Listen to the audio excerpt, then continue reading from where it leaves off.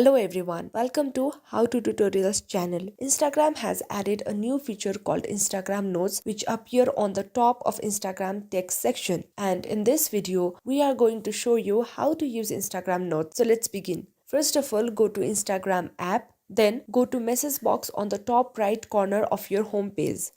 There, you can see a plus button saying leave a note on the top left corner. Tap on the button and on the space given here, you can write anything you want. You can write up to 60 figures including spaces in this box. Now here, you can also choose who can see your notes. As the option given here, you can choose either all your followers and following list can view your notes, or you can restrict it to your close friends. Then tap on the share on the top right corner and there you have your notes.